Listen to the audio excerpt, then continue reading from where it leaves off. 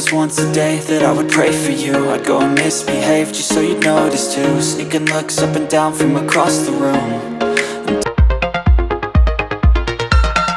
Hey guys, welcome back to my channel. Chami here. So guys, in today's tutorial we're going to learn how to tie the trending Turban Gele, and this is actually a top notch, most demanding kind of gele that most of our clients are asking for. So I started to give it a shot, and by filming this particular gele tutorial for you guys.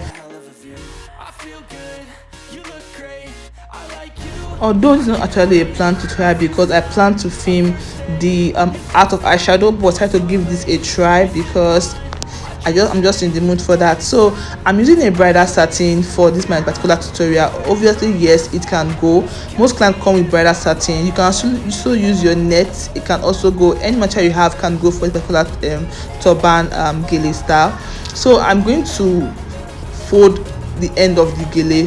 It's called my base. Keep folding until you feel like it is thick enough for you.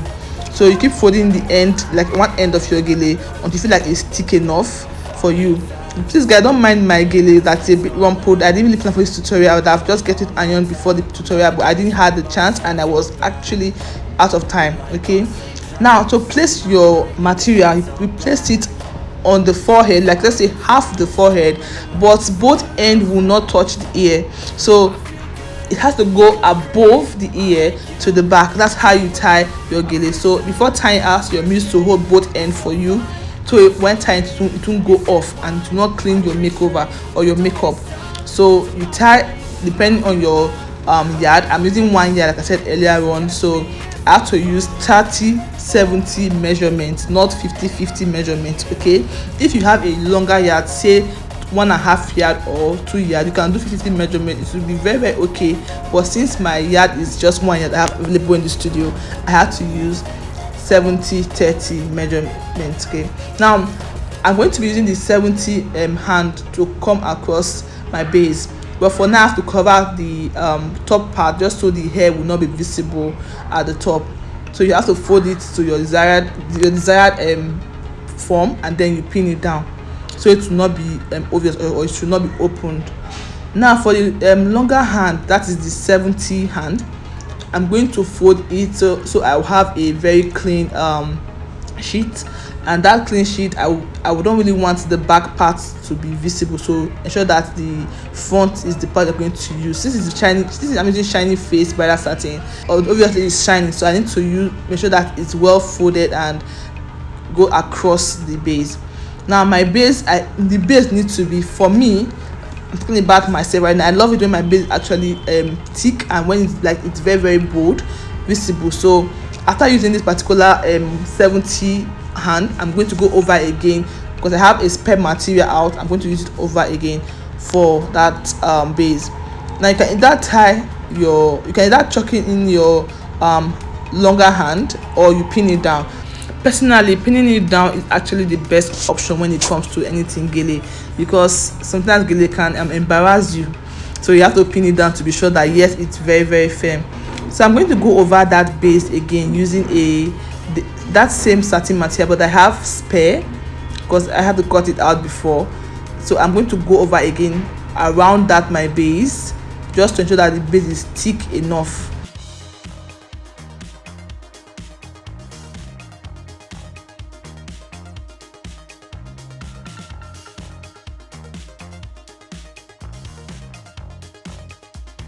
So after rewrapping the base, I'm only sure that yes, I'm okay with the thickness of the base. I'm not going over to arrange. Now mind you, it depends on makeup artists.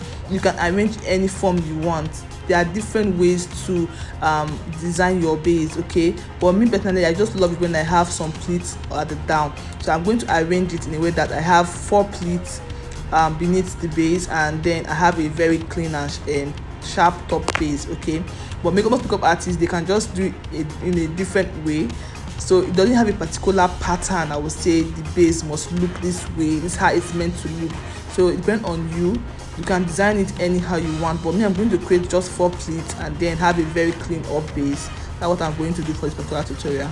And when I'm done with the arrangement, I'll go back to the back and then tie. Please guys, if you feel like it's not long enough, after tying you can still use your pin to secure it at the back, just so it won't lose. Because one thing with this gele can embarrass someone, like I said before. It can embarrass you when you don't expect it. So after tying, try to still use your pin to secure it, just so it will not lose at any given time. So we're going to go back to do something a little bit extra. As I'm going to be using the nets just to make it look more like an ajia. Okay, so this is my habibi. My move is actually my habibi. So I'm going to go over to use net to design. So right here I'm going to contemplate whether I should use the pink net for to do the hijab, if I'm right, if that's called what is called the hijab, or I should use the red net for the hijab. So we decided to go over to use the pink because I felt like the pink is actually more calm.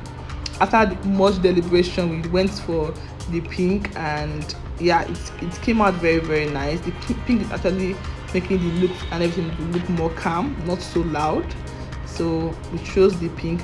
So guys, if you feel like we should have gone for the red net, so please let us know in the comment section. If you feel like this we made the right choice using the pink, also let us know at the comment section. Then this is the final look, guys. So if you want to know how this makeup look was created, guys, trust me, it's going to be on our page after this particular tutorial. So I hope to see you guys in my next video. Don't forget to give us a thumbs up, subscribe to our channel, and also click on the notification icon so you will be notified when I upload a new video. So guys, see you in my next video. Bye.